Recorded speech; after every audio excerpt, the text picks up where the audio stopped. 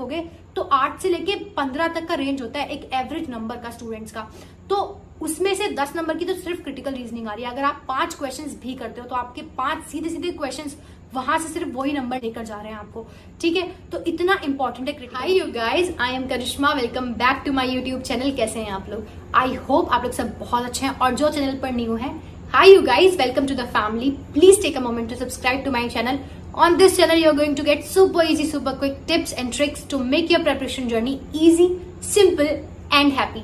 In this video, we are going to talk about critical reasoning. Yes, एक ऐसा topic जो हम aspirants mostly ignore कर देते हैं, और एक ऐसा टॉपिक जो कि बहुत मेजर वेटेज अपने मेंस एग्जाम में रखता है।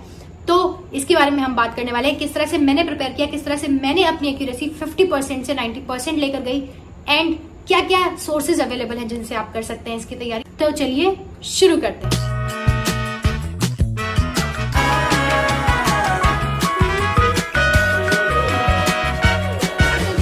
एक पार्ट है एनालिटिकल रीजनिंग का, आपकी एनालिटिकल स्किल्स चेक करता है वो।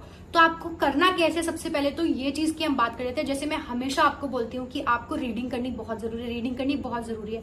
रीडिंग ना तो सिर्फ आपको आरसीज के अंदर और इंग्लिश के अंदर हेल्प करती है, रीडिंग आपको क्रिटिकल रीजनिंग के अंदर भी बहुत हेल्प करती है।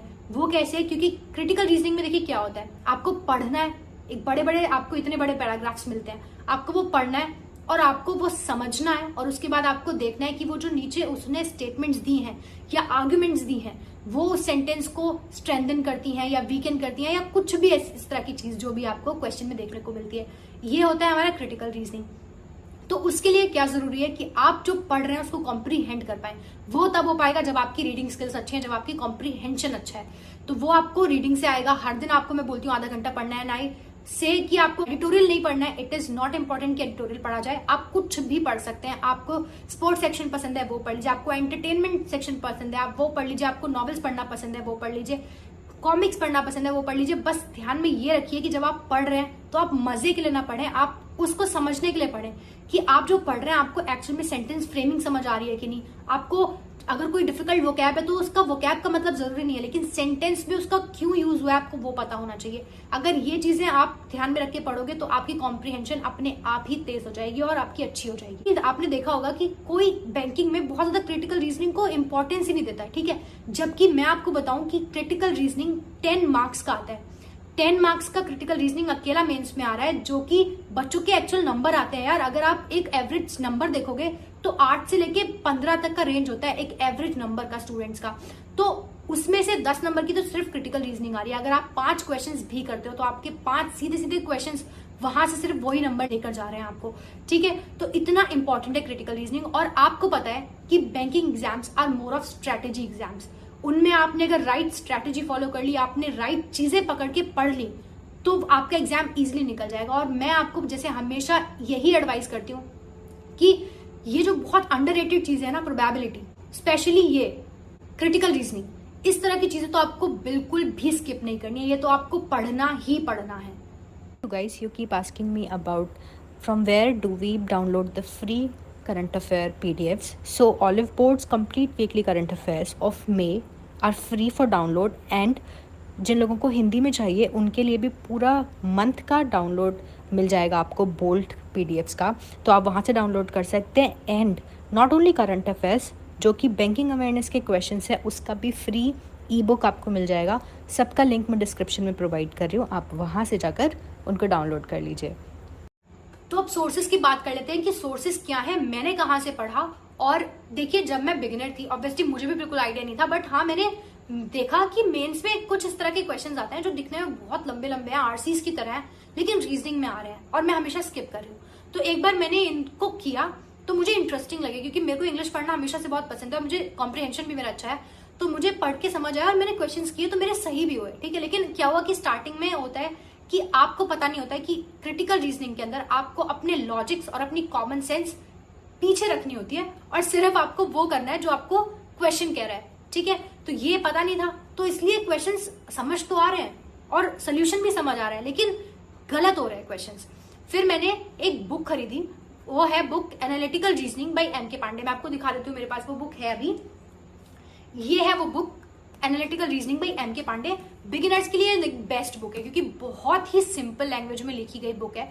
बिल्कुल आपको इतने नंबर ऑफ क्वेश्चन इसमें प्रैक्टिस करने को मिल जाते हैं। And you would not believe कि ये बुक मैंने पढ़ी थी जब मैंने फर्स्ट टाइम एग्जाम दिए थे, मतलब 2021 में जब मेंस एग्जाम हुए थे जनवरी में, तब मैंने ये बुक पढ़ी थी। और इस साल जब 2022 में मैंने दोबारा एग्जाम्स दिए मेंस के, जो मैंने क्लियर भी किए हैं, उसके अंदर एसबीआई पीओ के अंदर इस बुक में से exactly same question critical reasoning का आउट किया था, which I did and I am 100% sure कि वो ठीक हुआ है, क्योंकि मैंने आंसर चेक कर लिया था आगे। तो डिक्टो इस क्वेश्चन में, इस बुक में से क्वेश्चन भी आया हुआ है। तो ये बुक मैंने पढ़ी, सारे क्वेश्चन इसके किए, और मैंने जो क्वेश्चंस किए वो किए कैट लेवल के। तो मैंने यूट्यूब के सर्च बार पर सर्च किया क्रिटिकल रीजनिंग फॉर कैट, तो वहां से मुझे क्वेश्चंस मिल गए। मैंने गूगल पर सर्च किया क्रिटिकल रीजनिंग के प्रीवियस ईयर क्वेश्चंस, वहां से मुझे मिल गए। ठीक है, पीडीएफ डाउनलोड कर ली, वहां से मैंने पूरा कैट लेवल का पढ़ा, क्योंकि मेंस में ही हमें क्रिटिकल रीजनिंग पूछा जाता है और मेंस में क्रिटिकल रीजनिंग हाई लेवल का ही आता है।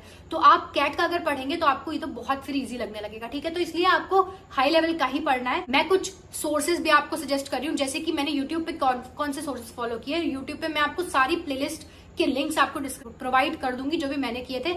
एक अनअकैडमी का कैट चैनल है जिसपे क्रिटिकल रीजनिंग मिल जाएगा। स्मार्ट कीड़ा पे एक सर पढ़ाते हैं, उनकी पूरी प्लेलिस्ट है, वो आपको मिल जाएगी। उसके बाद आपको एक रोधा करके चैनल है, वो उस पे आपको क्रिटिकल रीजनिंग मिल जाएगा। इस तरह से 2-3 चैनल्स और हैं, मैं सबका लिंक आपको प्रोवाइड कर दूंगी प्लेलिस्ट का।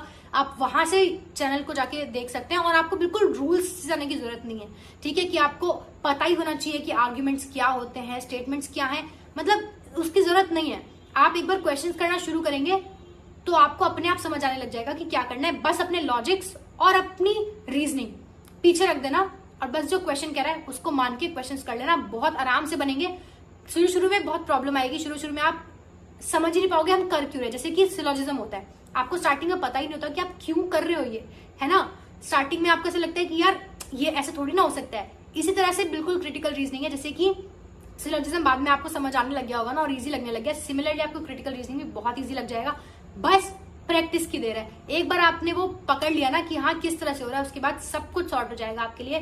तो डेफिनेटली करके देखो। अगर आपको करना है तो इस बुक से भी कर सकते हो। मेरे को तो बहुत फायदा दिया है इस बुक ने डेफिनेटली, तो मैं तो रिकमेंड करूंगी कि बहुत अच्छी बुक है। बेसिक बात इस बुक की ये है कि इस बुक में सोल्यूशंस बहुत ही कॉम्प्रिहेंसिवली दे रखे हैं, बहुत लंबे और बहुत ही डिटेल्ड सोल्यूशंस दे रखे हैं, तो आपको बहुत इजीली उससे समझ आ जाता है। I think on that note I am going to end this video. मैंने सारी चीजें आपको क्लियर कर दी है। फिर भी अगर आपके कोई डाउट रह गए तो आप कमेंट्स से मुझे पूछ सकते हैं। यू नो कि मैं सब कमेंट्स के रिप्लाई करती हूँ, और अगर आपको मुझे कोई और टॉपिक सजेस्ट करना है तो आप मुझे वो टॉपिक भी सजेस्ट कर सकते हैं। एंड अगर आपको मुझे फॉलो करना है इंस्टाग्राम पे या टेलीग्राम पे, तो मैं उसका लिंक आपको डिस्क्रिप्शन में प्रोवाइड कर रही हूँ। Go follow me there and subscribe to my YouTube channel for more informative videos. Till then, keep learning, keep practicing, and I'll see you all very, very soon. Bye-bye.